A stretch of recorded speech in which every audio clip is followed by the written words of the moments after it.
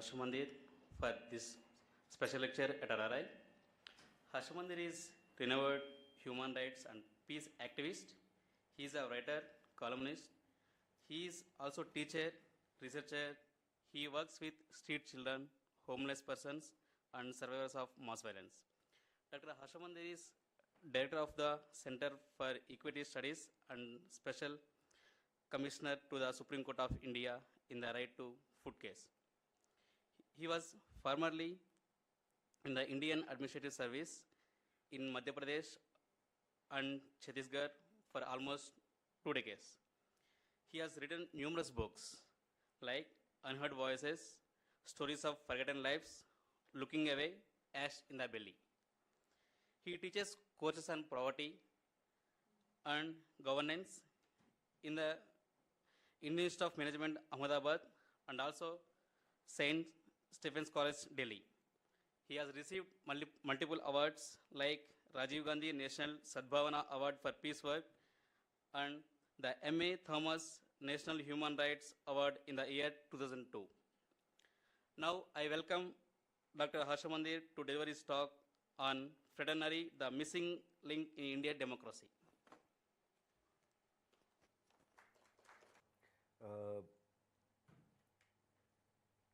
I recognize that what a lot of younger people and faculties spend their days and nights thinking about may be very different from what is troubling me. And it's really to take you into a world that surrounds us, which I think is passing through a moment of deep crisis. And I'll try to talk a little bit about that crisis as I see it and what fraternity as the missing link may be able to do at this moment. Am I okay? Clear at the back or yeah? Okay. I spoke of living in troubled times. A book I've just written, in fact, it's still to come into the bookstores. It's called Partitions of the Heart, Unmaking the Idea of India. And I begin with the lines in this book saying that there are moments in human history when later generations will ask you, what did you do at that time? And I believe we are passing through one such moment in history. We see, not just in India but around the world, rising hate and inequality. And while I speak, I did want you to look for a moment at this picture. It is in Bangalore, of a homeless woman and her child looking at the brightly lit building of, I think, the Vidhan Sauda. Around the world, not just in India, not just in the US, country after country, we are finding that people are choosing a certain kind of leader. And I don't think the problem, therefore, is the leader in himself, but us, because we are choosing a certain kind of leader. And in some countries, they're coming to power. In some countries, they are making a convincing bid to occupy spaces, in Germany and in France. They may not have come to power, but they are credible and formidable, growing oppositions. So what characterizes this new leadership? Whether in Hungary, in Russia, in the US, in India, and in Turkey and in many countries. I see three characteristics which reflect on what I call the crisis of our times. The first of them is that we are selecting leaders who reflect, whose very politics thrives on deeply divided societies. And instead of healing the divides, they consolidate and deepen those divides. They amplify, they reflect, amplify, legitimize, and I'll explain the last, they valorize hatred and bigotry. That's the first feature of this new leadership that we are increasingly choosing around the world. The second is what I call a profound moral inversion, where the dominant group becomes the oppressed group, and the oppressed group becomes the oppressing group. So in the US, it is white Americans who are suffering because this is their country and it's being taken away by these people of color, immigrants, sexual minorities, and a range of people who are taking away our country from us. India, according to this perspective, is really a country of the upper caste Hindu to who this country legitimately belongs, and it is being taken away from us, and we are the oppressed. And at a wider level, the poor are not the oppressed. The poor are, parasites who do no work, they're lazy, and they drink and they produce large families. And it is us, middle class people, who work so hard, earn our salaries, pay our taxes fairly, and corrupt politicians use it to bribe poor people who don't work. This whole discourse, and we hear it in many different kinds. And that's what I call, for me, the moral inversion, also that characterizes our times, where I can not only be the dominant, even oppressing group, but I also enjoy the moral comfort of not being responsible because I'm actually oppressed. So I don't owe a responsibility to anyone. Other people owe responsibilities to me while I enjoy my privilege. And the third defining characteristic of this new leadership that we are selecting is an extraordinary decline in the civility of public discourse.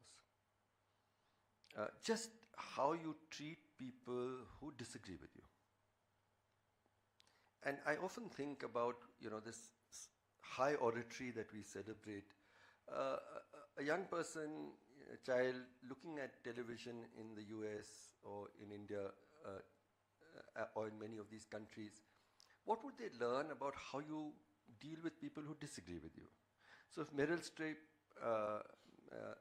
makes a comment, a concern about her president and his policies, he responds by saying she's a useless, overrated actress, rather than dealing with respectfully with what she has had to say.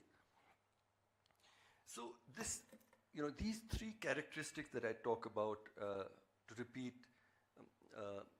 the legitimization of bigotry and hatred, the moral inversion that frees me from any kind of responsibility while I enjoy my privilege, and this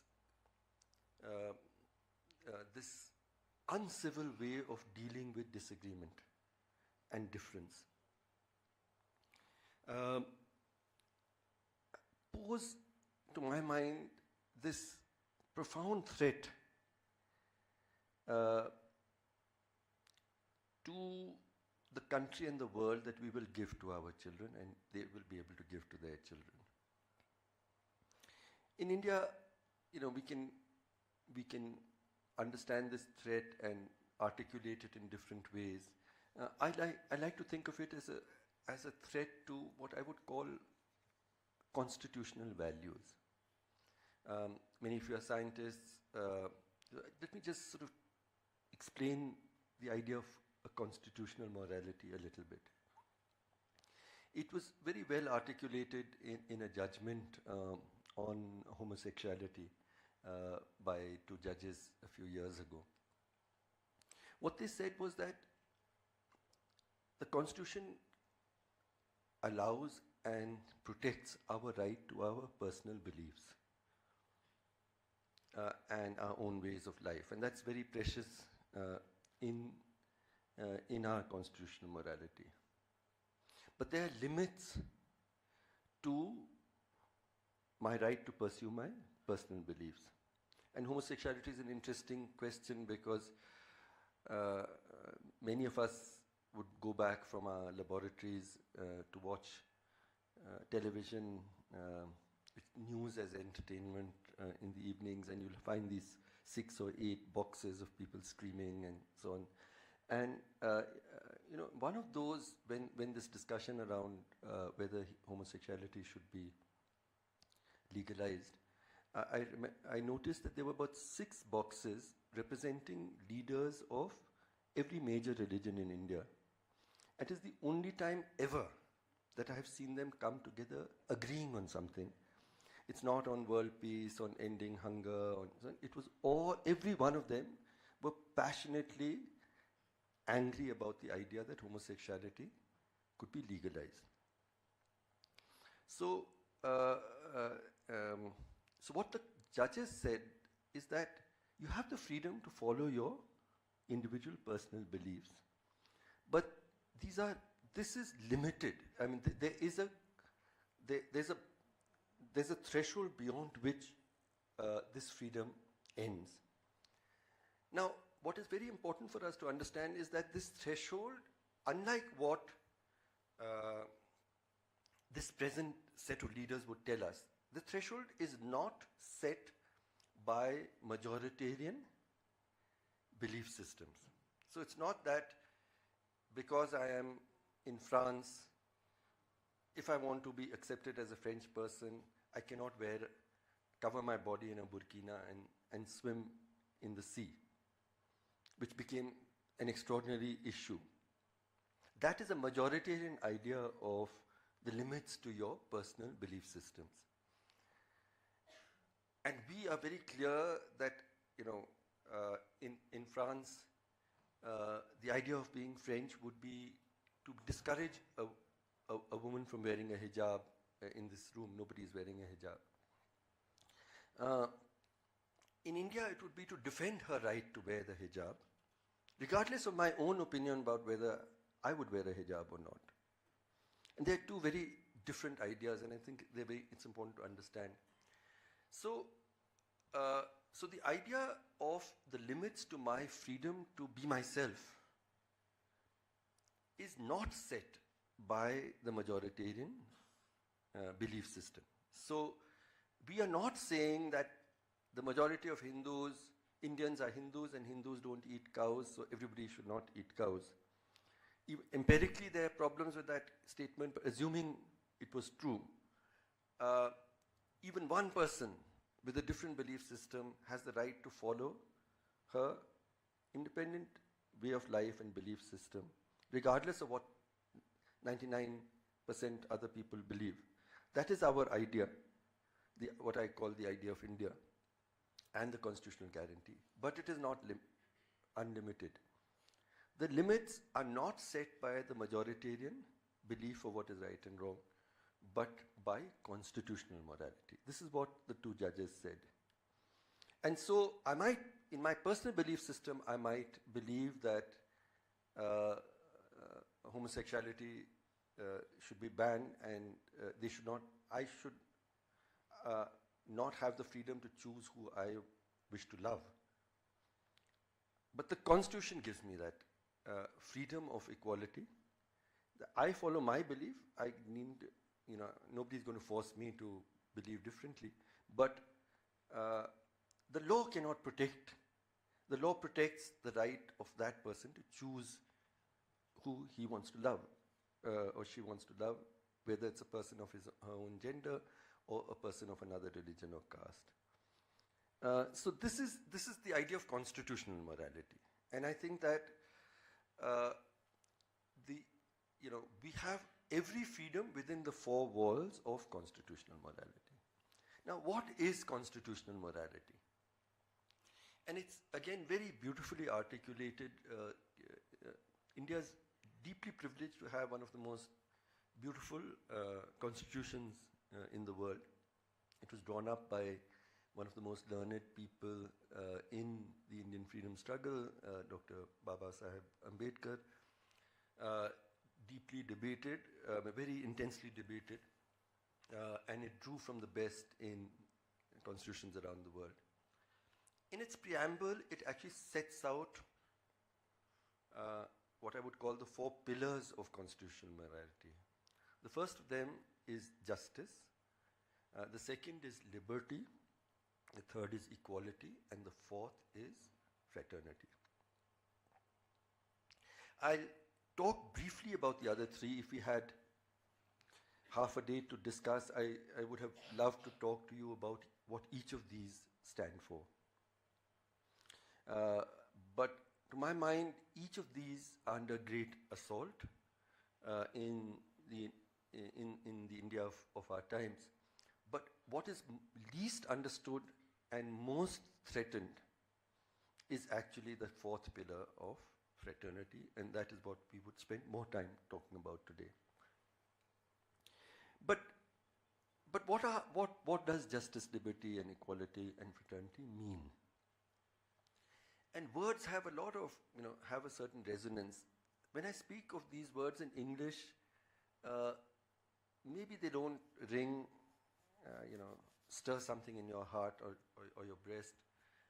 But let me use Hindi. I don't know Kannada, but let me use Hindi and let me use Urdu for the same word. So justice, nyay, insaf. Liberty, swatantrata, azadi. Equality, samanta, barabari. When we come to fraternity, actually the Hindi word doesn't come quickly to mind.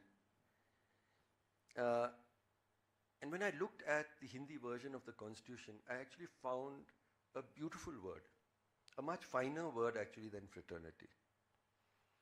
Fraternity literally means brotherhood. And there's been significant feminist discussions about, it was not just the formulation of the word, but even the conceptualization of a brotherhood that excluded the sisterhood. The sisterhood, women enabled a brotherhood to happen, but were not part of this collective of brotherhood and sisterhood. But bandhuta actually is derived from the Sanskrit, which means that we are bound to and with each other. It can also be understood as an ideology of friendship, bandhuta. And it has become truly my favorite word as I look at the world around me. So just very briefly, justice, just about the other assaults, as I said, just to illustrate the failures of justice, of insaf, are many. But perhaps, most dramatically, I was part of, we bring out something called the India Exclusion Report, and this latest report has actually one chapter which looks at who actually ends up on the death penalty in India, in the gallows. And what is striking is that an extraordinarily overwhelming large majority of people who actually finally hang from the gallows are very poor people, very poorly educated, mostly Dalit, Adivasi, and Muslim.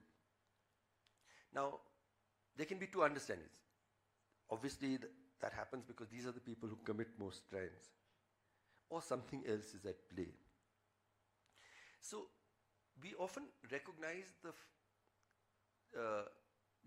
injustice of how the criminal justice system plays out. And as middle class persons, we also observe and and experience that. But what troubles me much more is the unequal injustice of the criminal justice system. If the criminal justice system was equally unequal, unjust to all people, then there's one kind of a problem. But if it is selectively unjust, then it's a very different kind of problem. Likewise, if you look at the under trial population in jails, you'll again find it precisely the same communities. You look at what happens after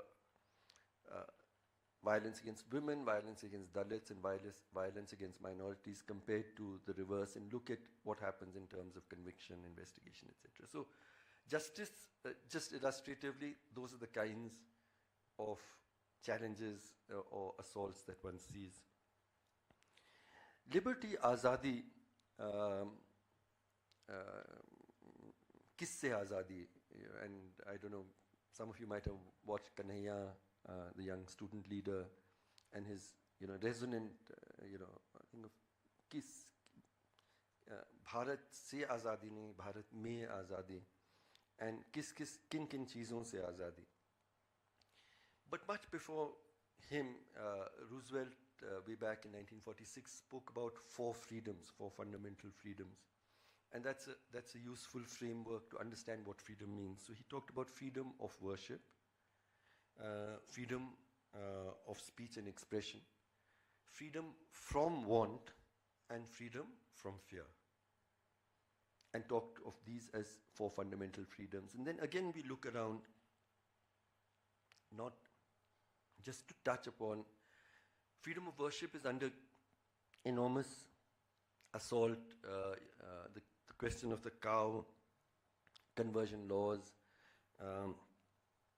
etc., love jihad, various others. Freedom of speech and expression, it's increasingly difficult to speak out against government policy today, and there are serious consequences. You're labeled, I am this urban Naxal, that is my newest incarnation. When both Mr. Modi actually in a couple of his election speeches mentioned my name, because I was working in the National Advisory Council, as a Naxalite,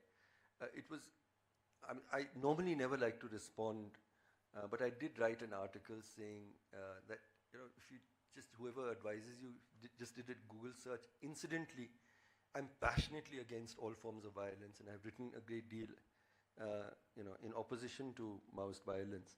But that's not even important. So this time, recently, when the BJP spokesperson again described me as an urban Naxal, I thought hard about how I should respond, or if I should.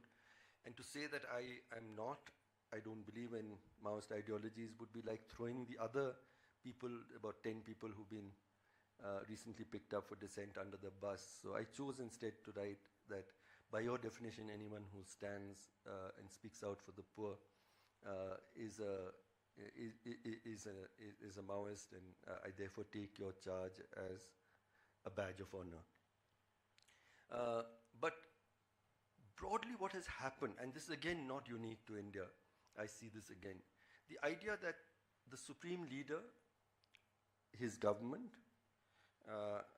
it's usually it sometimes can be the supreme leader, his government, his party, his community, whatever, religious community, etc., and the nation are all one.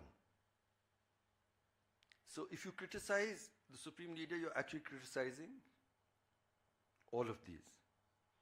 And therefore you are, anti-government, of course, but you're also anti-Hindu, and you're also anti-national. And this idea that dissent is under extreme attacks. I was talking about the second freedom, freedom of worship, the freedom of speech and expression.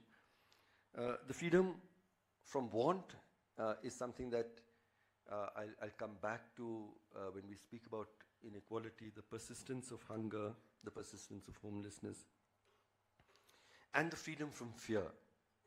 And we are living, most of us in this room would not know what it is today to live with an identity as a Muslim, as a Dalit in many parts of the country, in the climate of fear that has grown. So that's justice, liberty. Equality,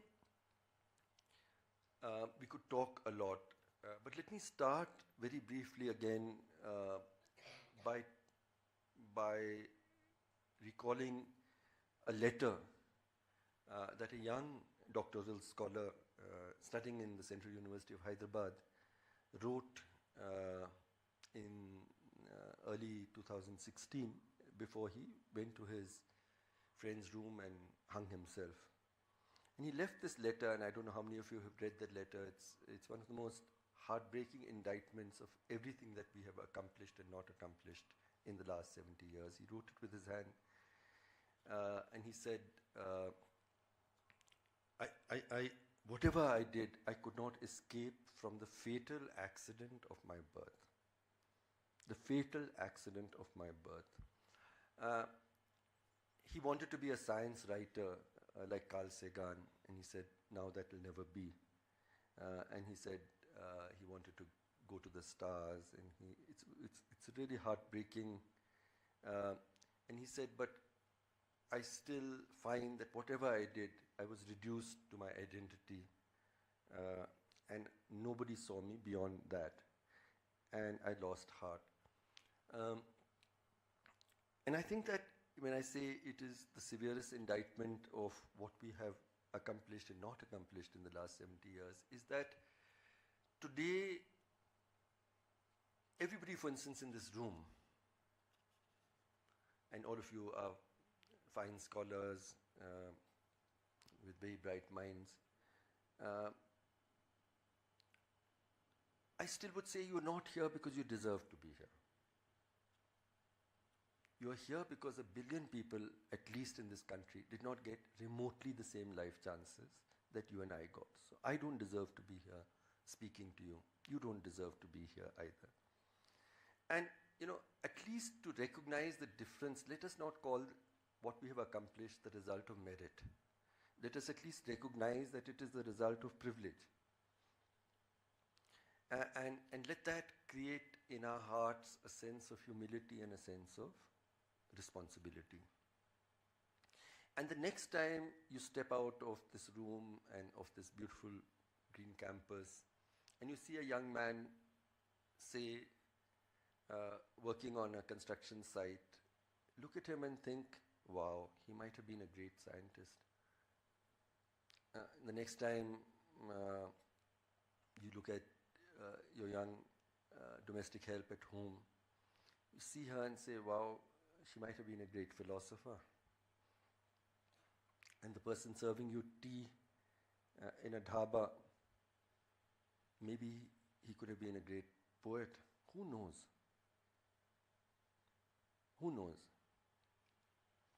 And because he said he wanted to be a science writer like Carl Sagan, somebody sent that letter to Carl Sagan's wife, and she wrote again a very moving response, and she said that his letter is one more reminder of what human civilization loses because of discrimination and inequality.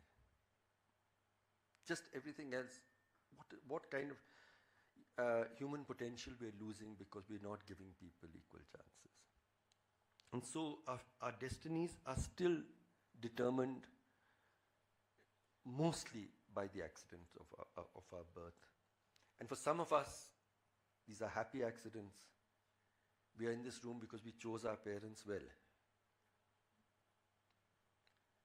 And people who could not do that have had very difficult lives. And we haven't been able to change this. Mounting inequality is part of a global trend.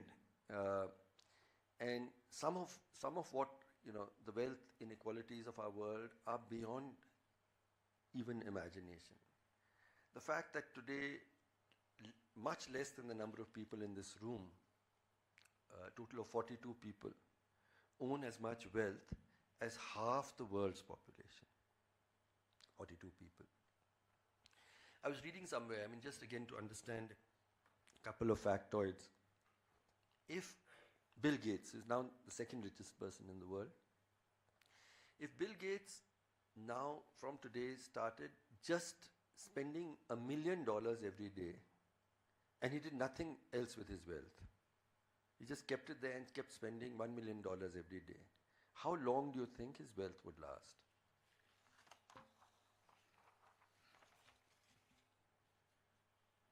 218 years. It's hard to even begin to imagine this kind of inequality. How long, a Bangladesh garment worker works her entire life and she earns a certain amount of money. One of the CEOs of the 5 top fashion garment companies in the world, how long would they take to earn as much as she would earn in her entire life? The CEO. 4 days. India, the top 1% own 73% of the wealth of this nation. But again, in the year 2017, just the increase in their wealth,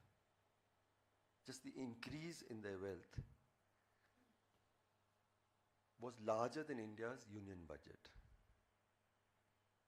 The increase in the wealth of the top 1% was more than India's union budget. So then when we say we don't have money to give that young man on the construction site and the woman who couldn't go to school and was your domestic helper a life chance because we didn't have the resources is not true. It has been calculated that just a 1.5% tax on the wealth of every dollar billionaire in the world would be more than enough to ensure high quality education and healthcare for every person in this planet. And therefore I believe that when the history of this age is written, I am convinced that this will be seen as one of the most barbaric and savage and inhuman periods in human history. And let me explain why. There was much greater levels of hunger and destitution 100 years ago, but there wasn't this quantity of wealth and resources. So the fact that we allow the intensity of suffering associated with hunger and homelessness to continue when it is so eminently preventable is what marks our time for me.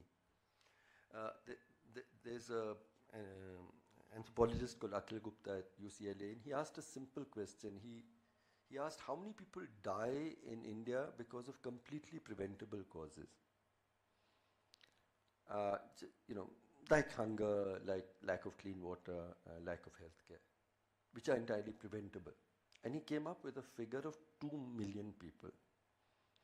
Now, just to put that figure in perspective, the number of people who died in the last major famine in India, which was the Great Bengal Famine of 1943, was 3 million. So what I'm saying here is that we are witnessing and not looking and not caring when something like the Great Bengal Famine is actually happening in our midst every year. We don't even notice. And at this point, I just wanted to show you a couple of very short film clips, one about hunger and one about homelessness. The first, which is about hunger, and these are people I work with. Can someone just help me?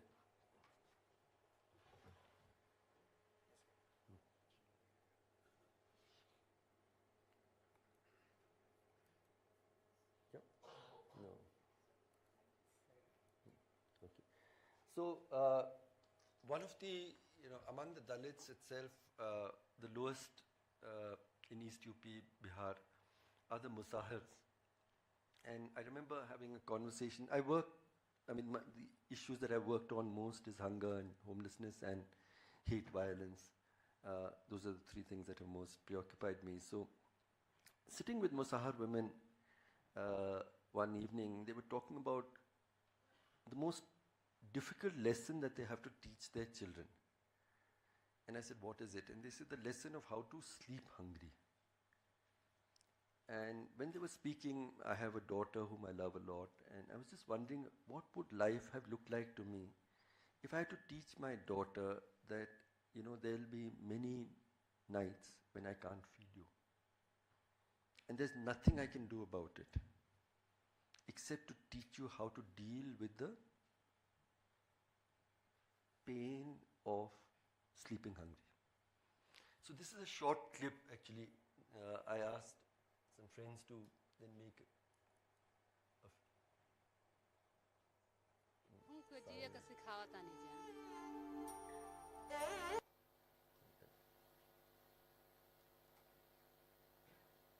हमनी के अपना लड़कन के भूख के जिए के सिखावता नहीं जा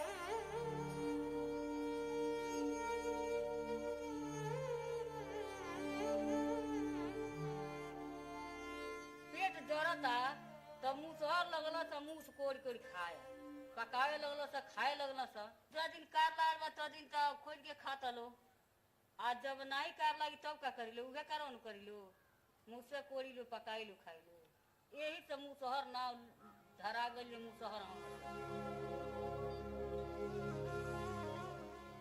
A caste on the lowest rung of the Dalit society, the Musahars are considered the untouchable within the untouchables.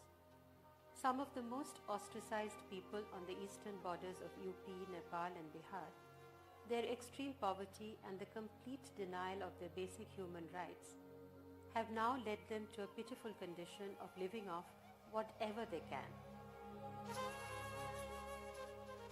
हमनी के घर के मरई के आ पेटे के आज खाना रही पूरा तो तनी खाइल जाए तनी पानी पियल जाए तनी छाहे बैठल जाए नइखे मिल तो का कइल जाए तना से मर जाइल जा गोली लगा दिहल जा वो कार कर तो मिले नहीं कार कर तो बच कर नहीं जा पूरा रहा तो पानी पी लिया कितना पानी पी के कितना सब रहे हैं को दिन है पानी पी के भूखे सब मर गए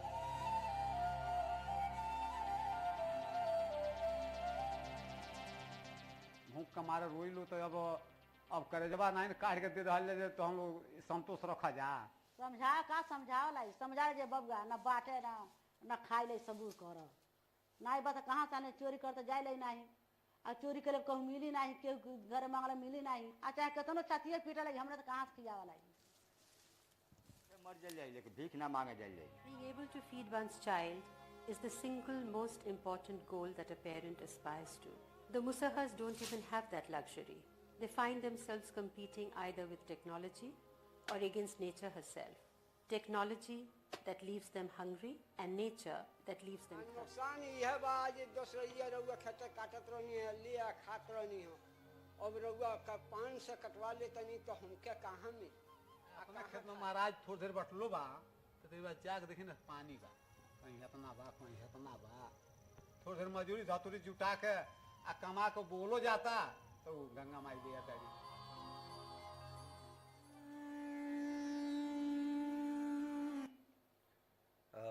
And in our cities, I find, this breakdown of fraternity most profound, perhaps, in the way we treat homeless people and homeless children.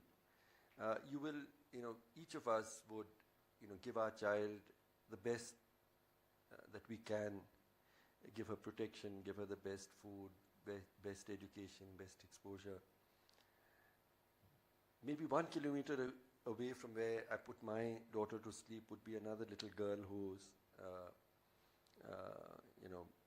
all alone in the world, who will have found her food in a waste bin, who will sleep in a cold night under the open sky, who will probably get raped, who will have to wake up at 4 in the morning to be the first to reach the trash dump so that she can find something that will feed her for the next day, who will never see the inside of a school. And we don't care. That 1 kilometer that separates my child and that child becomes the longest distance in the world. never traversed by both. And that is why I decided that one of the things I would do would be to work with homeless children and homeless adults. And it's been an extraordinary experience, most of all because it's taught me about the intrinsic equality of every child. There's absolutely no difference. Even children who've had such difficult lives, when you take them into care and with love, they blossom and they're just like any other child.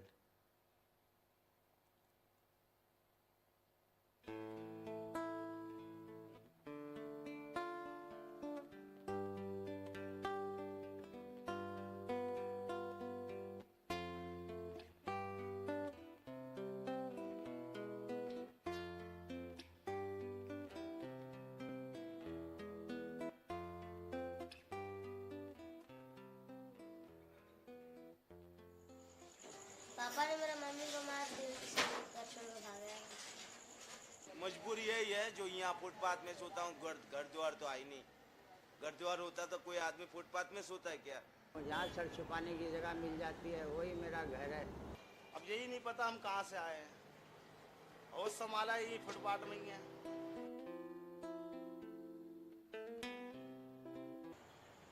Rickshaw चला लेता हूँ, फव्वारे चुन लेता हूँ।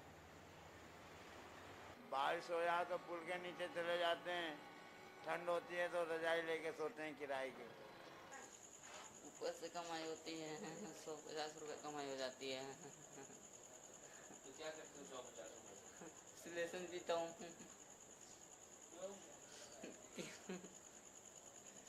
गम बुलाने के लिए। निशा हमको अच्छा नहीं लगता है।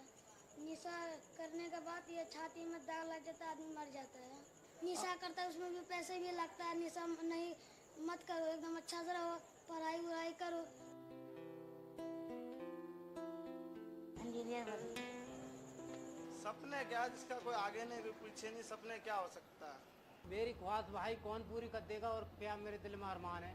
अरमान है नशा छूट जाए तो बहुत अच्छी बात है, एक जिंदगी दूसरी मिल जाएगी हमको।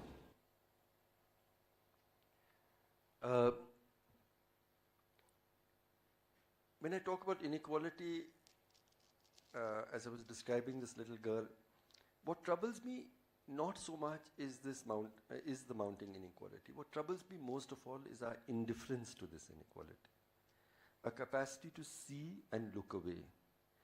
Noam Chomsky, very well-known public intellectual, had come to Delhi, and he remarked that he'd never seen a country where poverty is so dramatically manifest as he sees on the streets of India. And he said, but I've never seen a people who've developed this extraordinary capacity to see and look away. And it is our capacity to look away, and we need to recognize this. I don't think we do. Just take the Global Hunger Index. The Global Hunger Index is an amalgam of child malnutrition, infant mortality, and so on. India's relative position actually in these years where our wealth has grown many times over has actually fallen further and further. And today India is at the bottom. India is the fastest growing economy in the world. It has the third largest population of dollar billionaires in the world today. It is every third child in India is malnourished. And India in the Global Hunger Index today is in the bottom 5 countries. Nepal, which is much poorer than India, emerging from 15 years of civil war, has gone much further than India. Bangladesh, with half our per capita income, has actually done much better than India. So we are in the proud company of Afghanistan, East Timor, I think Pakistan. And we need to understand why. So the same question, it's not as if we don't have the resources today. You know, the amount of grain, just taking, because we have about some average of say 70 million tons of grain in government warehouses, which tends to rot, eaten by rats. What does that mean? So an economist explained to me that 70 million tons means that if you put one bag of grain in a line. 70 million tons means that you can go from the earth to the moon, you can come back and circle the earth a few times. We have that much grain in government warehouses, yet 230 million people sleep with the kind of suffering that we talked about, hungry. And every third child is malnourished, which means their bodies and brains are not being allowed to form to their full potential because of not having adequate nutrition. We can talk about infant mortality as a very technical sort of aspect. Infant mortality means that small children are being snatched away from their parents only because they're too poor. And the fact, Myron Weiner was looking at India's education system for many years, and he asked a question, why does India just not make the investments that it should for decent education for all children? Almost every country in the world is doing it. And he had to conclude, and I completely concur, is that we have an extraordinary cultural comfort with inequality. We don't feel a sense of outrage. We don't feel a sense of pain. And in the last analysis, this is what I mean by a profound breakdown of fraternity. Fraternity is ultimately the idea, as I said, that we are bound to and with each other. There are a number of sibling ideas to fraternity. Fraternity literally means brotherhood, and we have to quickly include sisterhood. I spoke about bandhuta, but we can also talk about solidarity. We can talk about compassion. And compassion also, sometimes we think of it as somebody here and me here, and I'm sort of making this person a receptacle of my compassion. I much rather think of it as egalitarian compassion. This is a compassion between two sets of people who are equally human in every way, just that this person has had a particularly difficult life, and I have the capacity to make a difference. But I'm also available, and at some point this person might actually can and do a return. So it's egalitarian compassion. It is caring. It is belonging to and with each other. It is empathy, and it is love. That ultimately is the idea of fraternity. Empathy, let's just talk about empathy. What does empathy mean? Empathy is, any of you, what is empathy?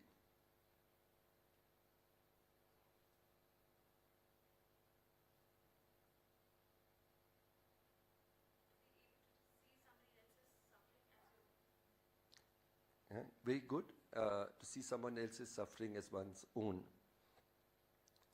Anyone else? Yeah. To feel, yeah, absolutely.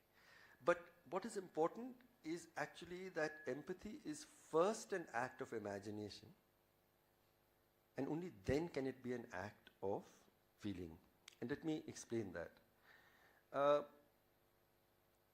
The first time we built our first shelter for homeless women in Delhi, I remember asking the women, what has changed most in your life?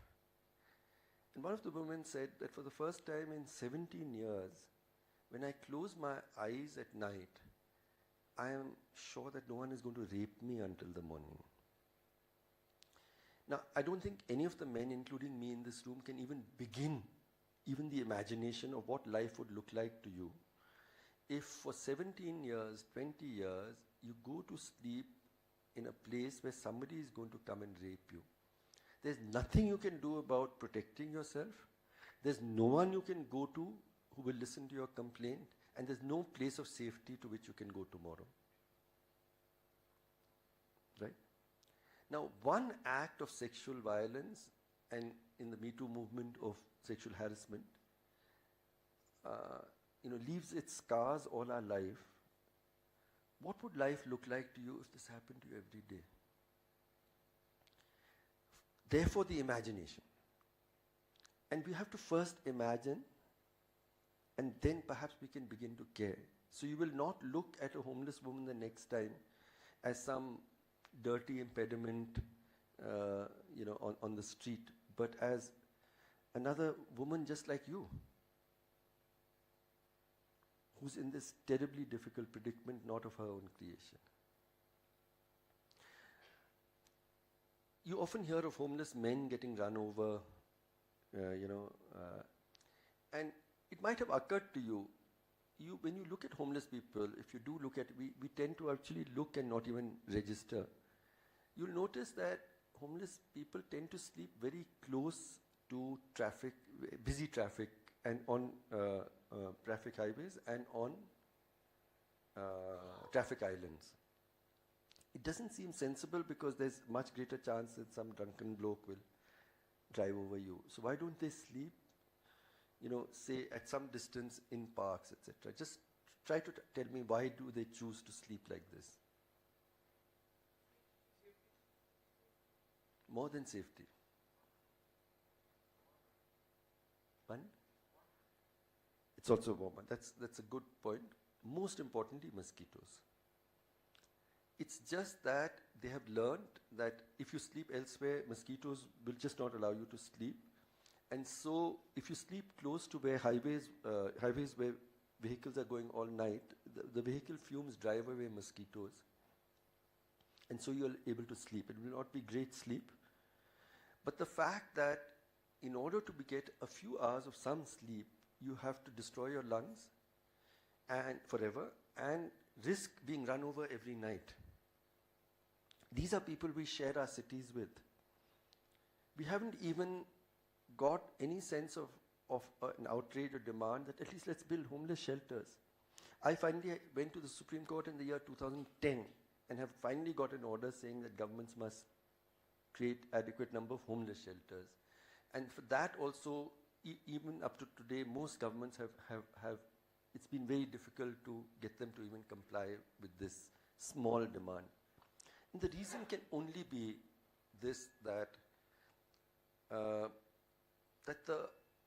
lives of people born into disadvantage do not carry the same value for us as our own lives. We don't see them as equal human beings. I remember when in the NAC I was convening some of the groups, and I convened the group that drafted the Food Security Act. And when the act finally came up in Parliament, there was, everybody was angry, I found. Everyone who was there, including the anchor. And this was not only the anchor that was usually angry, but all of them were angry. And I was not able to understand what was causing so much rage. And then one person in this, who was a well-known industrialist, normally quite very sober, etc., she turned to me and she said, I can't bear this anymore. What's wrong with the fact that I've made so much money? I've made my money because I worked hard. I've done nothing to harm the economy. Why should I be taxed to feed the poor? And a penny dropped for me. I suddenly understood. That's the question. Why should I be taxed to feed the poor? So I, of course, responded saying that you must admit that the poor work much harder than you, and they've done much less even than you to harm the economy. And in a good society, people of wealth would be happy to share some of it so that the lives of others are more bearable. But we don't have.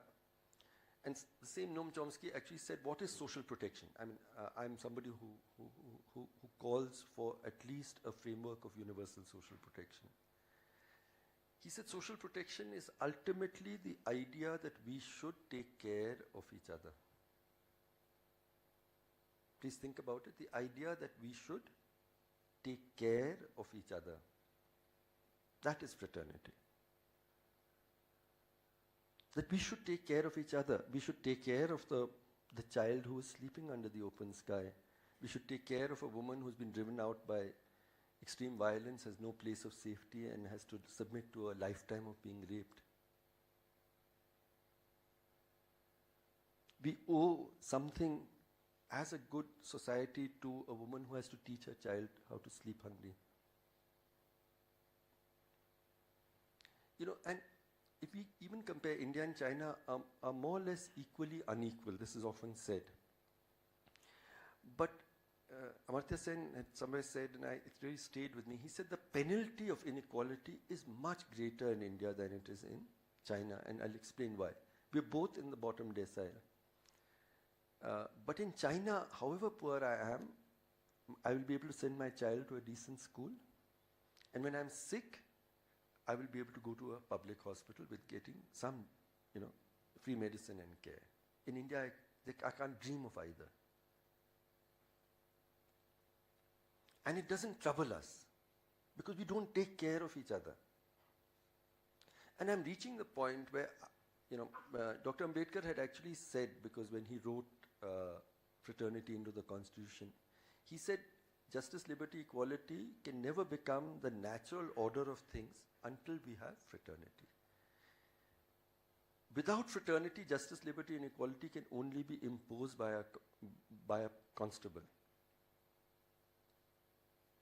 But they become the natural order of things if we are bound to each other, if we care for each other, if we feel we belong with each other, regardless of different religions, different identities, different colors, different languages, different eating habits, and as I said earlier, who I choose to love and not choose to love, and all of this, all of these diversities.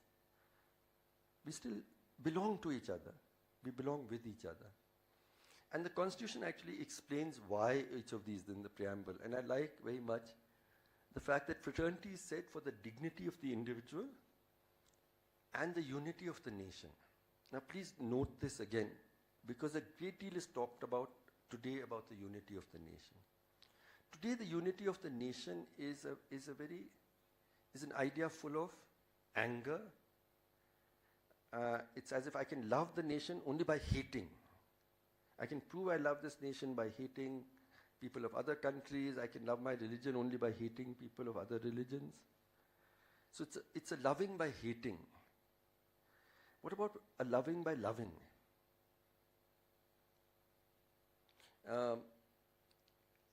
During the Kargil War, as often happens, you have these, these videos, the soldiers' bodies brought, and there's much, this thing, and somebody's taking an interview with the mother. How do you feel? And the mother's supposed to say, I feel very proud that my son gave his life for the nation. I recall this woman in Kerala, actually, her son had come, and the same person, how do you feel? And she said something so lovely. She said, every boy who died in Kargil, every boy who died in Kargil, Indian or Pakistani, was my son. Fraternity.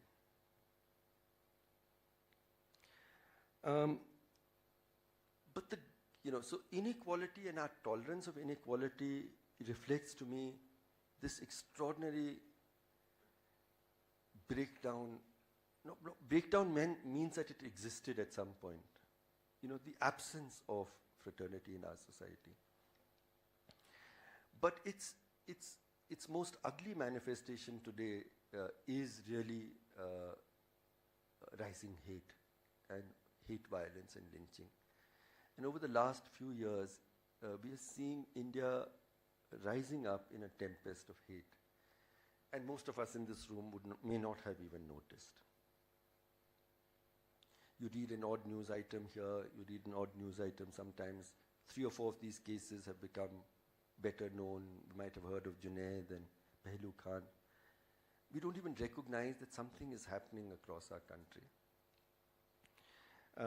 And I found, we have had actually much larger numbers of people killed in what are called communal riots. And there have been these terrifying incidents of 1984 against the Sikhs in Delhi, in 2002 in Gujarat and Bombay and many others. But a communal riot, however bad it is still bound by geography and by time. It happens in a location, it has a beginning, it has an end. But what has happened with this current spate of lynching is that now it breaks all geography and all time. So if I'm of that identity, now I'm not safe anywhere at any time. Someone can walk into my home and look at what is in my fridge and see, allege that I'm eating cow meat and I can be lynched. I can be lynched while traveling on a train. I can be lynched while at work, while going to work. And so what the symbolic impact of these incidents has been huge. But what troubled me, and I went around the country and I saw a huge sense of fear has settled down in the hearts, especially of our Muslim brothers and sisters, and of our Dalit brothers and sisters in many parts of the country. The data, India's Pen brought out the data of cow-related violence after 2010. 97% of them had happened after 2014. And therefore, I call these actually incidents of what I describe as they're hate crimes, but they also command hate crimes. They're hate crimes because an enabling environment for people to act out their hate, the legitimization and the valorization, which I spoke about initially. So if I have committed, I will videotape it. I put my face right there on the video showing me doing the lynching, because I feel I'm a hero and I'm going to be treated as a hero and I'll be garlanded and I'll, get, so there's a valorization. And so the India's Pen data showed us that 84% of people killed in cow-related violence have been Muslim. 8% are Dalit, which makes 94%. And in the 6%, there's some who are identity unknown. But what troubled me most in the context of fraternity was really our silences collectively as a nation, as we see it being transformed into a republic of hate. And even more than our silences about inequality and hunger and homelessness, this seemed to me the final nail in the coffin that we were putting into ourselves as a humane society. So about 15 months ago, I think it was, that I made a call in my column in the Indian Express. I said, I want to set out on a journey where we will go to every family in the country who has suffered hate violence in what we call a caravan of love, Karwane Mohabbat. And we will go to them and say, firstly, please don't feel that you are alone. There are people in the country who care and who share in your pain.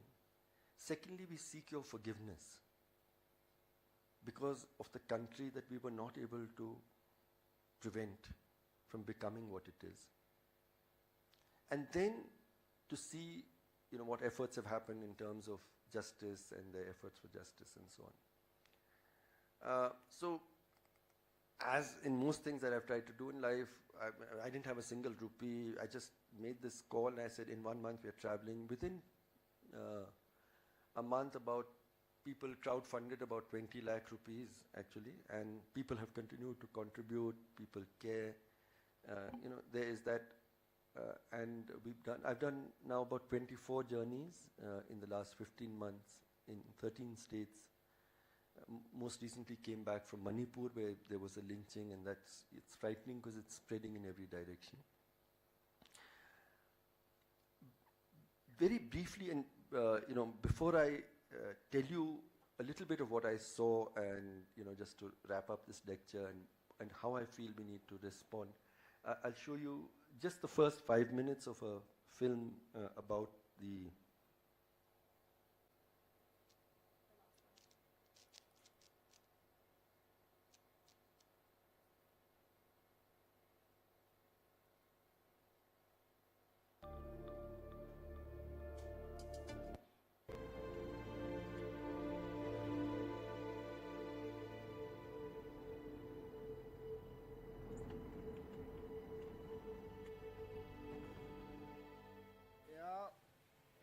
आदमी मारा है ये कब्रिस्तान है दिन 9टा बजे गया है तो गुरु सुर बोले 2 आदमी धर के जिंदा मार दिया. The burial ground of 16-year-old Hanif and his 18-year-old cousin Riazuddin. The overgrown bushes that screen the graves of these 2 young boys have become a metaphor for a tragedy that's been forgotten by the media and a murder that the government has ignored. In March this year, 16-year-old Hanif and his 18-year-old cousin Riazuddin had gone fishing at a pond near their village when a mob falsely accused them of stealing cows.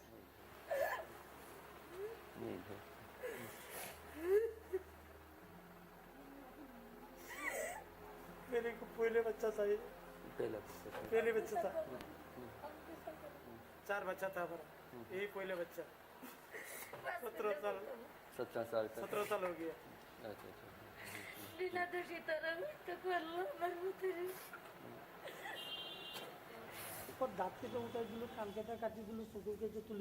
In Assamese and broken Hindi, the family shared their grief. They found it hard to believe that the Karwan-e-Mohabbat team, a peace yatra, had travelled all the way from Delhi to meet them. कानून की लड़ाई में हम लोग भी कोशिश करेंगे कि ठीक से हो और आप हिम्मत रखें ये आप अकेले नहीं हैं बस यही बताना चाह रहे थे कि आपके दुख हम अपना दुख समझते हैं हाँ मेरे साथ में आपके They said this was the first time anyone had bothered to reach out to them. And what adds to their trauma is the total absence of justice. The 10 accused in this brutal murder are all out on bail. Naugaon का आदमी आया था कोई काम नहीं हुआ था अभी 4 महीने हो गया आजकल अभी कोई काम का नहीं हुआ The murder of Hanif and Riazuddin was documented by the perpetrators of the violence in a video that has now become part of a chilling pattern in communal lynchings. Video footage है video footage किसने video लिया ये उन लोगों ने लिया उन लोगों ने लिया But the mob captures with glee its own brutality and of those who stand by to watch the murders. It was this silence of a wider society that needed a response, says activist Harsh Mandar, who thought of the Karwan-e-Mohabbat as a journey of peace and solidarity. Its main aim to visit families of those killed in incidents of horrific mob lynchings and other historical incidents of communal violence. Mandar gave an open call for people to join the Karwan, and along the journey the numbers of those who responded grew. We joined the Karwan in Assam, where it began its month-long journey. There's a growing sense of fear among large sections of India's minorities. See, communal riots used to happen earlier, but communal riots, however bad they were still bound by geography and by time, meaning that a communal riot hit people in a particular location over a certain specified period of time and then things ended. But with lynching, the message is that everybody of that community is vulnerable everywhere, in their homes, in work, on the road, in a train. And that sense has settled down in the hearts and souls of our country, brothers and sisters. Gopal Krishna Gandhi actually wrote a very beautiful article recently where he said that there was one partition in the country and now we're having a new partition being built up of the hearts and minds. So the importance of trying to battle this partition of the minds and hearts. But the other part of what motivated the Karwan was also the idea that this 1 month trying to reach out, on the one hand, a voice of solidarity with the minorities who are living with fear and hate, and a call of conscience to the majority community to speak out, to show that they care. In a small room with a thatched roof in Kutama,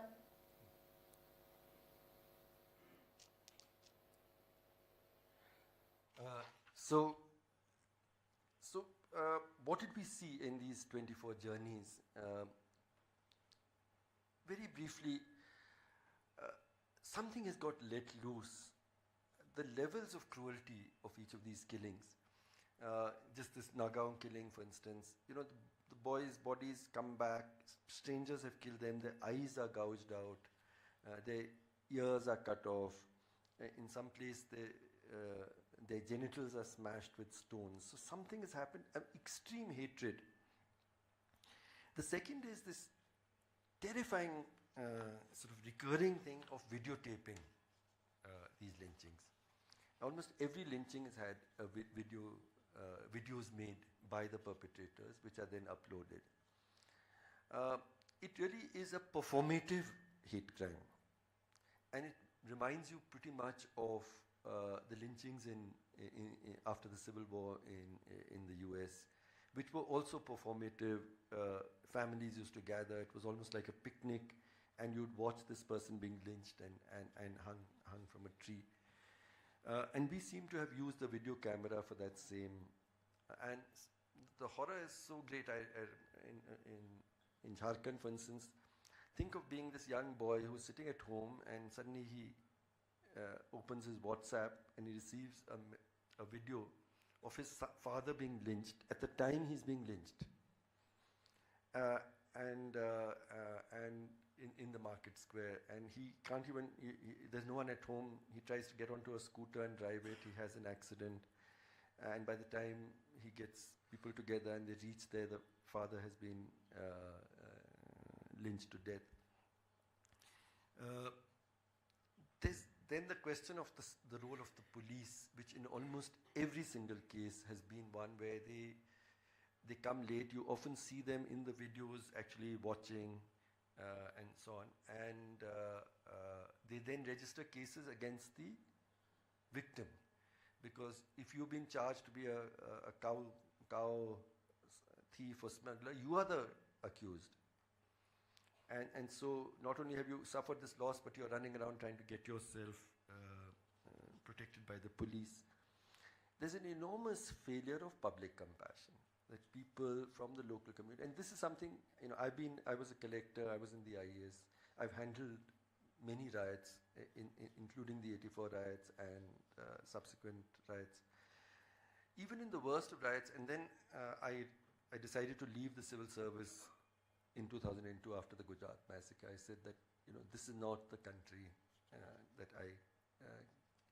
I need to fight, and I can do that only as an independent citizen. So I wrote a public letter saying this is not a riot, this is a state-sponsored massacre, and I put in my papers immediately after. And I then have been working particularly with the riot victims in Gujarat. I relocated there for a year and tried to help them in their legal justice. So I've seen all of them very closely.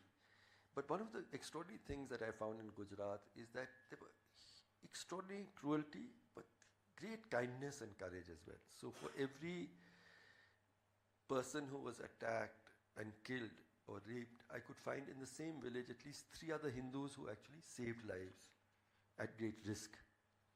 But even that seems threatened. In these lynchings, what is happening is that you just see no one reaching out.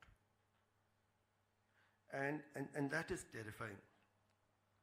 And you even find, Hapur, there was a recent lynching just close to Delhi, where we'd gone. 45-year-old man, everybody knew him in the village. He was very poor. He used to go from village to village trying to buy baby goats, and then they used to rear them and sell them. That was his profession. So everyone knew him. An announcement came that they have news that he has killed a cow from the temple. People gathered. When we went to visit the family, they were saying there wasn't a portion of his body that was not, injured. And what they had done was people gathered because it was screwdrivers, pens, and so on. And in the video, if you see it, they're children of 12 years, 13 years old. If we don't recognize the enormity of the crisis, if that level of hate, somebody their father's age, somebody they know like their father, and the cruelty with which we are able to do this is because we then no longer see them as, let alone fraternity, let alone people belong. They're not even human beings any longer. So when Junaid was, this was before we started the Karwan, Junaid, this young 14-year-old boy, was killed on a train close to Delhi, and had gone and visited his family and tried to understand. And I wrote a piece spontaneously which began with the words, Junaid was my son. I did not know him when he was alive. Our worlds were very different, as far apart as they could be. I'm an agnostic. He was studying in a madrasa to be an imam. Yet in the circumstances that he was killed, I feel like I have lost my son. And he had got onto this train. He was very proud because he had memorized the entire Quran, and so you're called a Hafiz. And over the last 20 days of Ramzan, he had been reciting from memory the Quran. The night before he died, he had completed his recitations, and to encourage him, the villagers gave him some money, all of 1,500 rupees. He decided to go with his brothers to Delhi's Chandni Chowk to buy some gifts for Eid. He's returning home, and this crowd comes in, and he's attacked. In fact, he was sitting on a seat. He gave his seat to an older man, and they started then abusing them.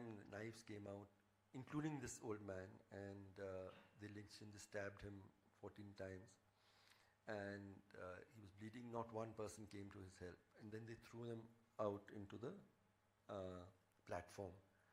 And there, for 45 minutes, his brothers were holding him. He bled to death in their arms. Entire railway station, shops, we went there, and I kept asking every person, why didn't you reach out? We didn't see anything. We didn't see anything. We didn't see anything. So in my article, I ended by saying he was not just my son. He was also the son of those who were traveling with him on that railway station, in that train. He was also the son of those who were present on that railway platform. And yet we let him die.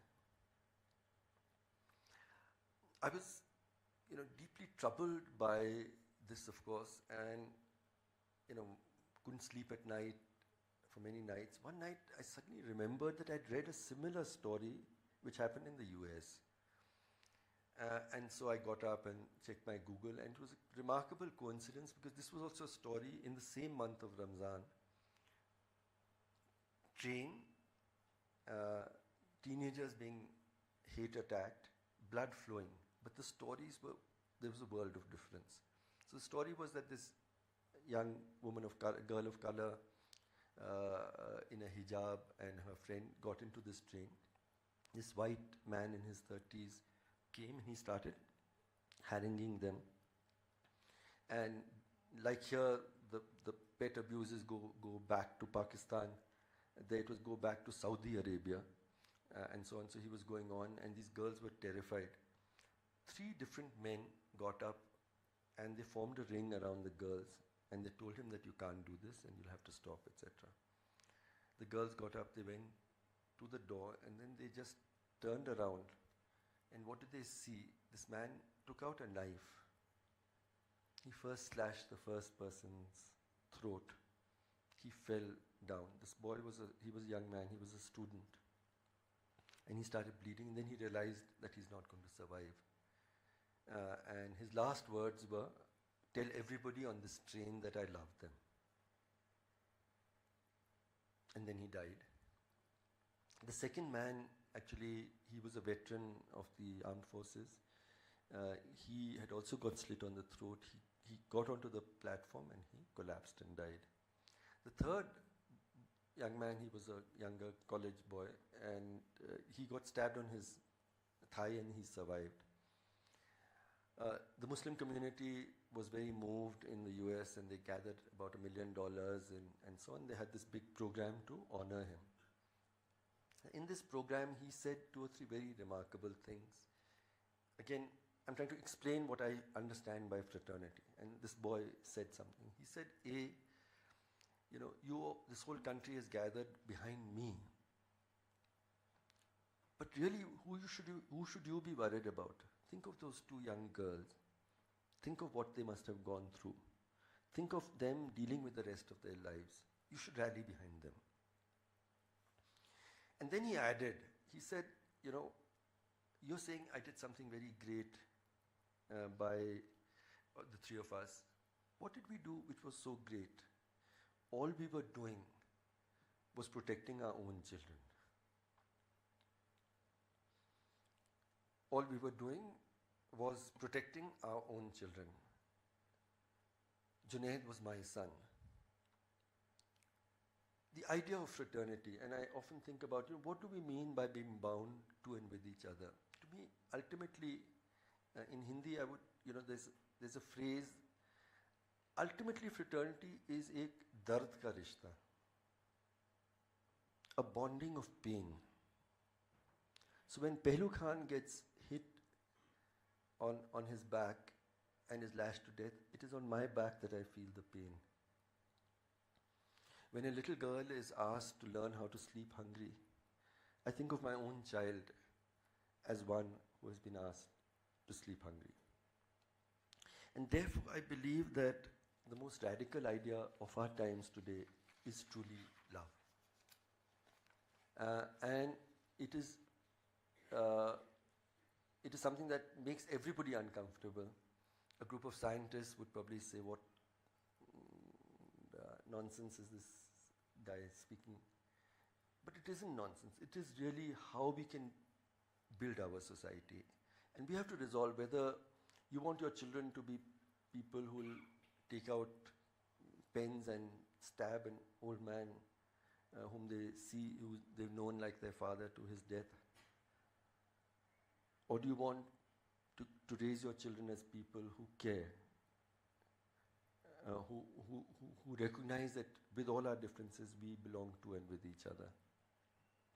And I'll end actually with a story about Mahatma Gandhi and the last months of his life. Because I think he embodied this. We can have many differences with him. I also have several disagreements. But we don't remember enough. Think of a moment in our history where 1 million people had died in Hindu-Muslim riots. 1 million people. 14 million people had been displaced from their homes and their countries, including my own family, which belongs to Rawalpindi. I've grown up with all the stories of hate. It's the largest displacement in human history. A country has been formed on the basis of religion and religious identity, Pakistan. And still this man stands up and says, no, but India will be a country which belongs equally to people, Hindu, Muslim, or if any other faith. That is radical love. He first goes to Noakhali, where there's been a massive massacre of Bengali Hindus, and people are angry, and he does exactly this. In fact, the inspiration from the Karwa actually came. He went from house to house and sat with the families and tried to bring some solace. He was returning and he came to Calcutta. Calcutta was in flames. It was it was uncontrollable. And he went on a fast and he said, and there it was largely more Muslims who were being killed. And he went on a fast saying, until this ends, I'm not going to eat. And for 40 days he continued his fast. And the stories are told how each day passing, the hatred came down. Housewives would say, how can we cook food in our home when the Mahatma is hungry and so on. One beautiful story is told actually of a very angry Hindu man who comes and he throws a roti on Gandhiji's face and says, I cannot take your death on my conscience, but what you're doing is very wrong. I lost my son this big because Muslim mobs killed him. And Gandhiji replies, if you really want to overcome your pain, find another young boy this big, a Muslim boy whose parents have been killed by Hindu mobs. Adopt him as your child and raise him in his Muslim faith, and you will be able to overcome your pain. And so on. And at the end of 40 days, the city becomes completely calm. And Lord Mountbatten says that what 55,000 of my armed soldiers could not do in Punjab, this one man did. He was planning then to go to Pakistan without a visa and to do the same kind of movement for peace. But when he reaches Delhi, what he finds is that trainloads of people like my own family, very angry, Hindus, Sikhs displaced, their homes burnt down, rape, violence, they come here, they're in the relief camps. So in their anger, what they did was they took over, like the biggest mosque was in Connaught Place. They converted it into a temple. There was a dargah in Mehroli. They converted it into a temple, put idols there. They went into Muslim localities in Old Delhi and they beat up the Muslims and they took over their homes. And the biggest relief camps actually became those of Muslims displaced. So Gandhiji took his last battle was 2 weeks before he was killed. And his demands were that we will return every mosque to the Muslims. Hinduism will have no meaning if we have converted a single mosque into a temple by force and by hate. And secondly, he said, you have to return all the homes that you have taken away from the Muslims. Irfan Habib is a historian, and he says that, what he was really saying? He was telling people who had been, whose homes had been burnt by Muslim mobs in Pakistan, who had come here, were living in camps, had now got a home because they'd driven out the Muslims. He's telling them, give back the home and go back into a relief camp. To be able to even make that demand. First day of his fast, 10,000 people came onto the streets. By the 5th day, 1 lakh people were on the streets supporting Mahatma Gandhi. The Hindu Mahasabha was forced to come and sign deeds restoring the mosques and the dargah to the community. People were returned their homes. The whole, huge numbers going to Pakistan stemmed down. Delhi got restored its peace and humanity. 2 weeks later, he was shot dead. When I talk about the need for radical love, that is what I'm talking about.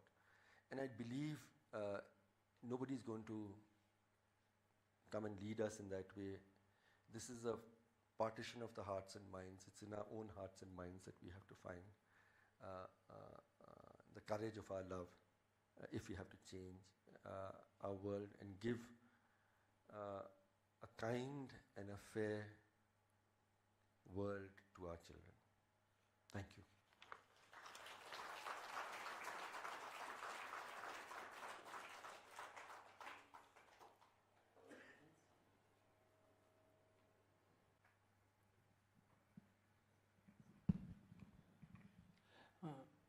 Injustice, cruelty, and whatever you call, they're all coming to establish one's identity. How justifiable is this at the cost of human life? You simply cannot justify. Is there no other way of achieving same thing without being barbaric? No, that's an excellent question. Something I'd like to point out since I spoke about Gandhiji. Gandhiji, the two people who fought and sacrificed the most for the secular idea of India were Mahatma Gandhi and Maulana Azad. What is interesting is that they were deeply devout practicing Hindu and Muslim. Their identity was very important for them. Mahatma Gandhi was a Hindu and he was a proud Sanatani practicing Hindu. And yet he sacrificed everything for the rights of people of every other identity. Yeah? The two people who fought for a religious state based on identity. Muhammad Ali Jinnah was not a practicing Muslim most of his life. He drank, he ate pork, etc. Savarkar, the founder of the Hindu Mahasabha, was a self-professed atheist. So I find it very fascinating that the two people who fought the most for a religious state did not believe in religion. And the two people who gave the most for the rights of people of other religions were deeply religious. So I don't think pride and in one's own identity entails hating other people. In fact, it entails truly the inclusion and the respect for others while you follow your own belief systems.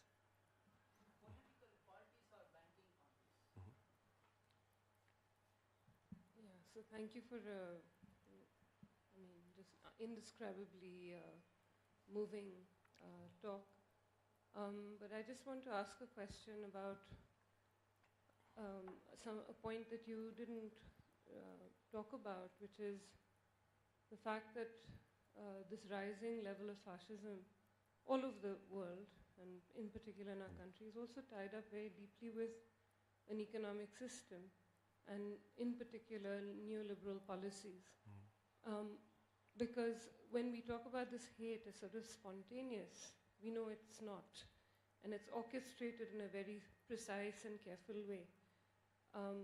So the question is, how do those, so this one, which is the economic part of it, and the other is the fact that it has been so orchestrated and so carefully orchestrated in current day India. So I just would like to know. I can't agree with you more,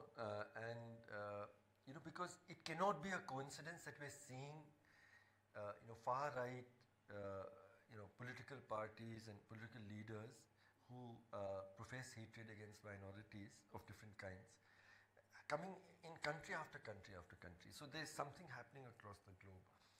And in my understanding, it is centrally linked to what I would describe as the crisis of the unacknowledged crisis of neoliberal capitalism. And let me explain. This might sound sort of, there is a material foundation, and see what happened 25, 30 years ago.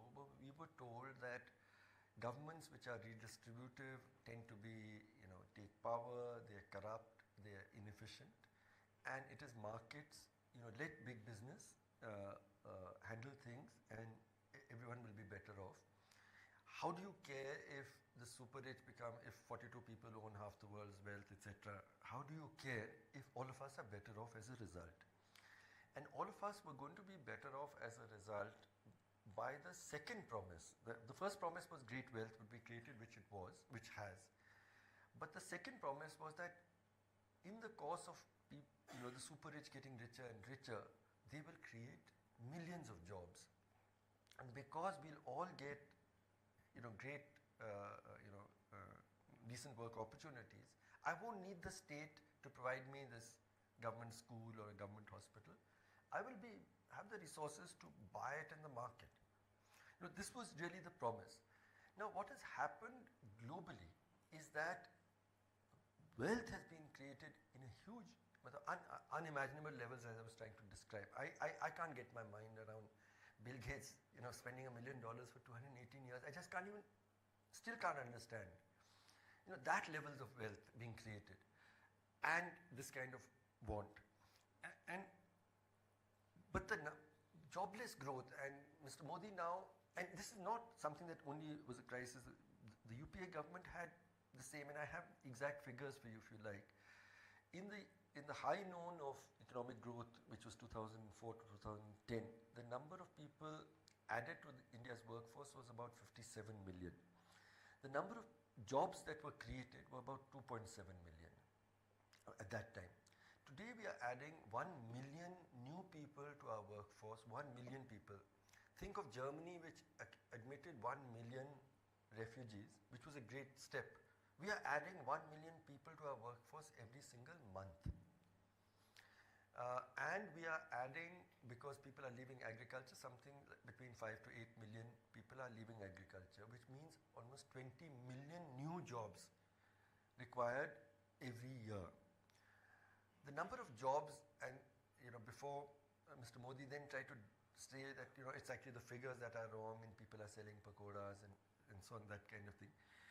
The number of jobs that officially generated, this is official data, was about 170,000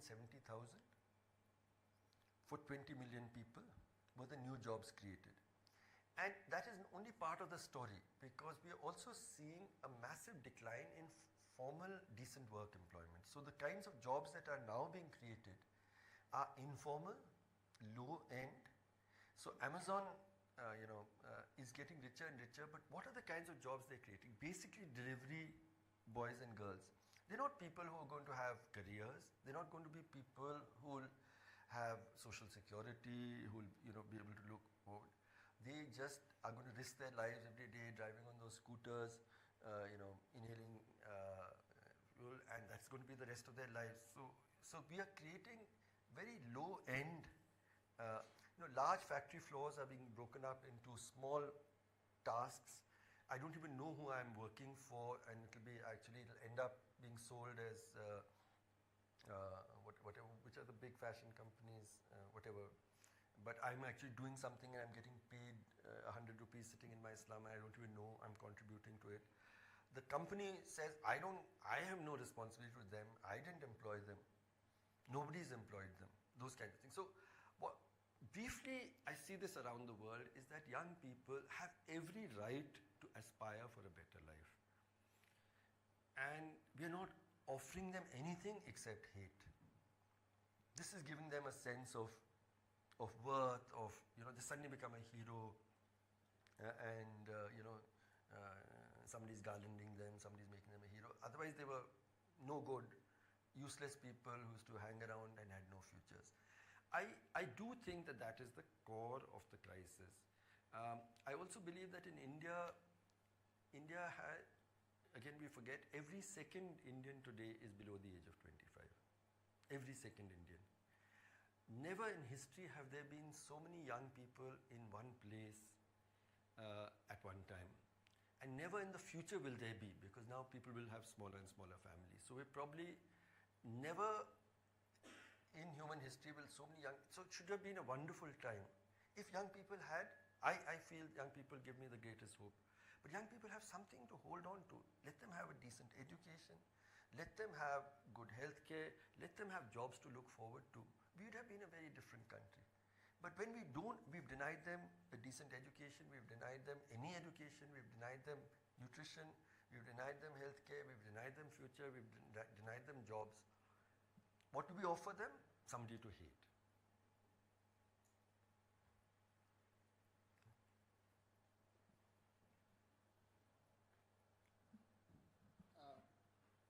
I would like to say in the first instance that I agree almost completely with what you say. However, I feel that one of the primary reasons why Mahatma Gandhi and Maulana Azad came out and did what they did was because basically they were honest and sincere to the core. Now, if you compare, for example, the kind of governments that we have had over a period of time without actually making names, we have had prime ministers who have never been guilty of honesty. We have had prime ministers who have appeared in courts of law, and the only truth that they said in the court was that their name was such and such, and everything else that followed was falsehood. Now, if you put the scale of honesty, what would you say about the current government? I think the current government may be completely misled or have wrong values, but there seems to be a greater level of honesty or a lower level of dishonesty in the government than the other.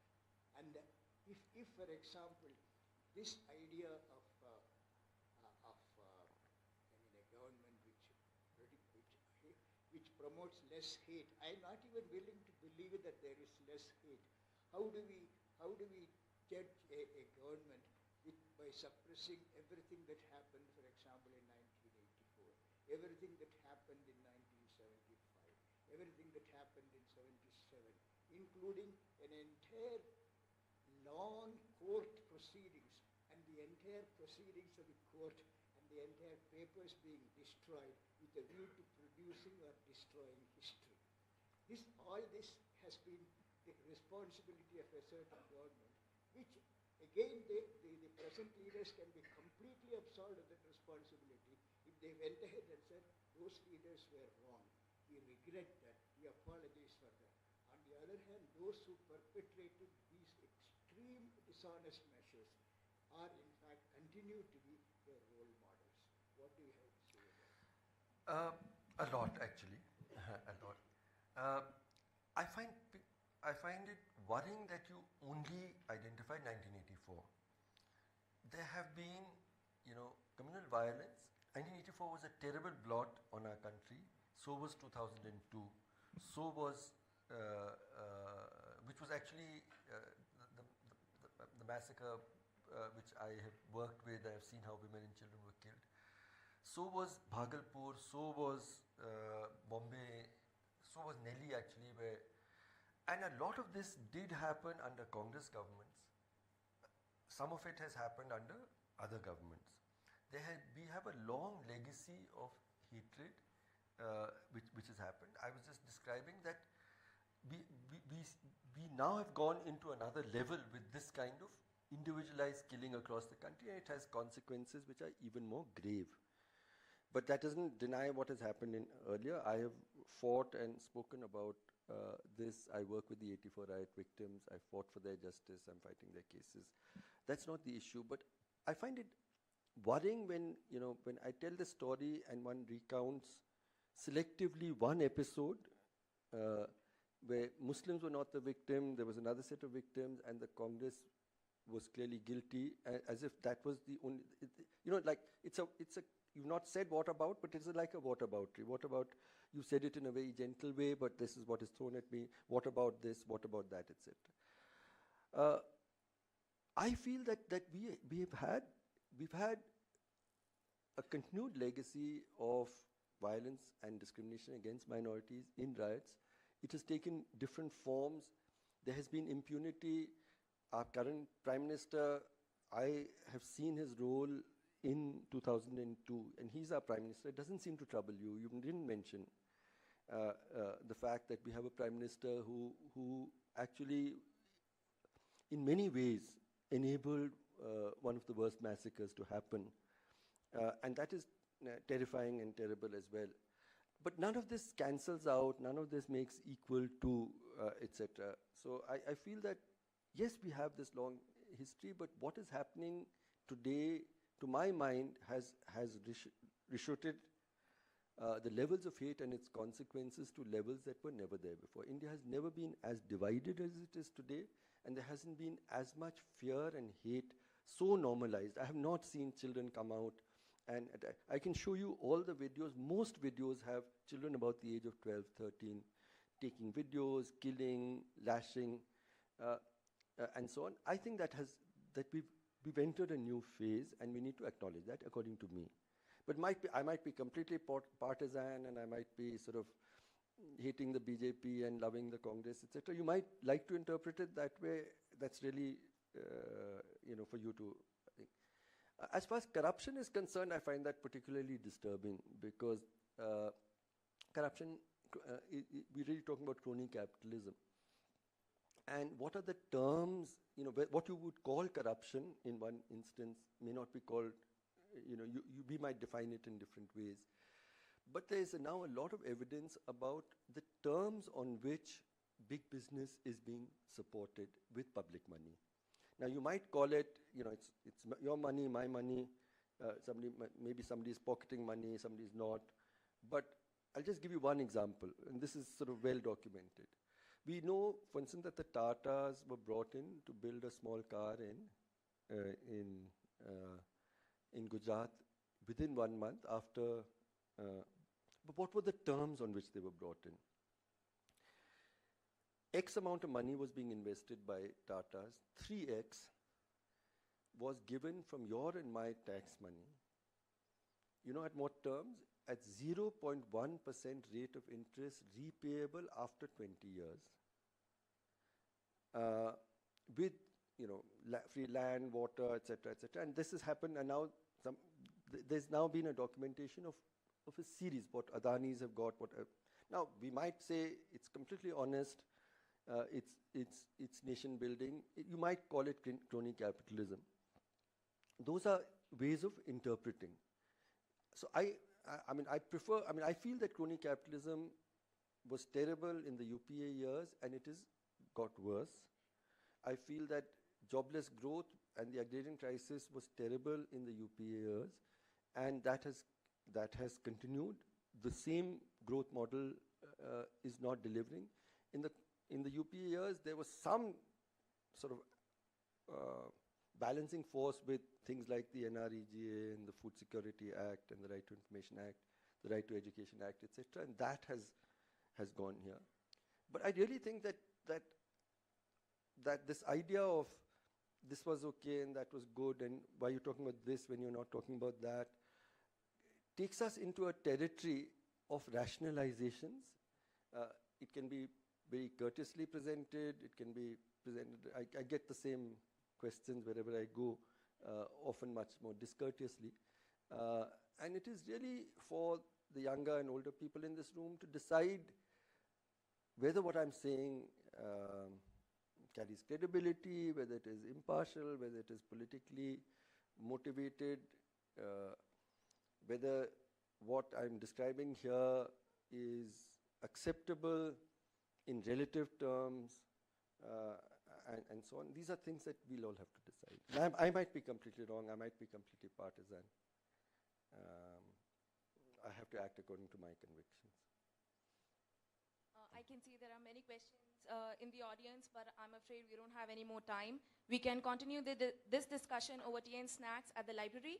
I'd like to thank the speaker. I'd just like one last word then.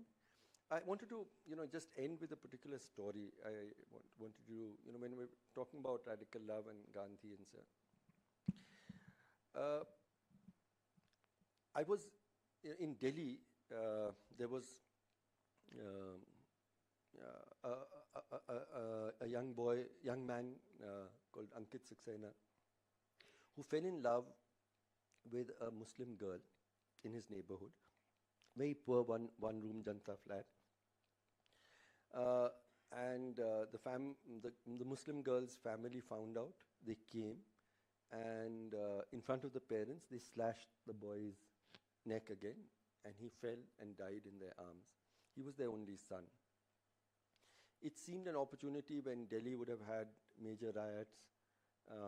People, the political parties started trying to create hatred against all Muslims.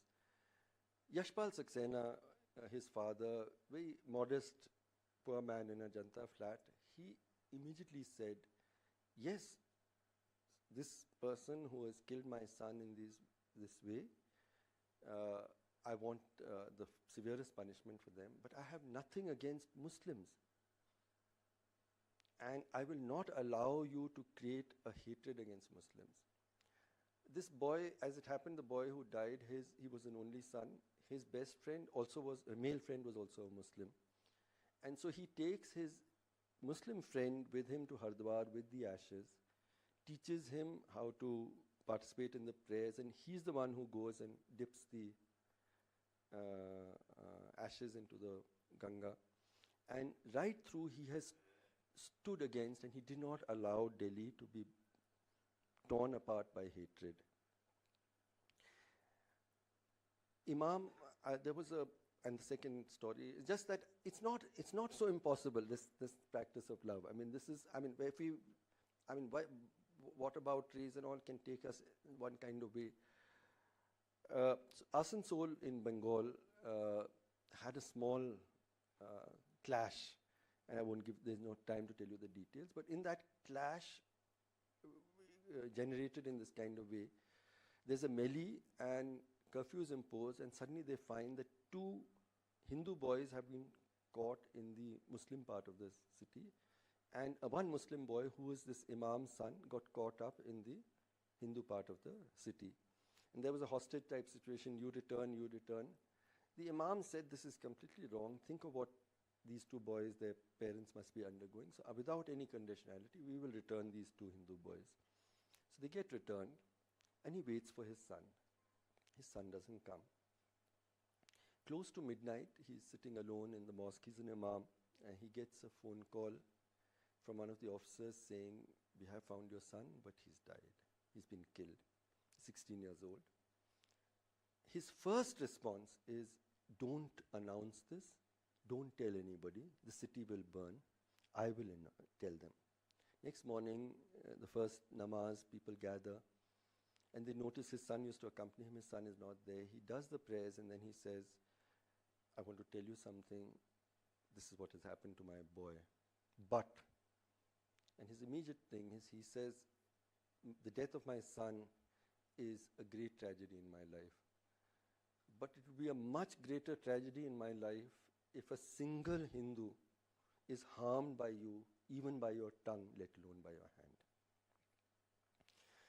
The young men in his gathering have grown up in his presence. They weep. And they actually then went out, and the Hindus who were in that area, their shops, their homes, they stood guard, protected them. The entire violence came down. And a few hours later, they called him to get the boy's body. The same thing, his eyes had been gouged out. I saw the picture, part of his body had been burned. Still, the Imam was completely, he said, no, I have no hatred, no one will take revenge. And the city came to calmness. This is the only way. I really feel, who, what about are not answers. Can we find the capacity to love and to forgive in our hearts and to care? And the world will be a better place in no other way. Thank you.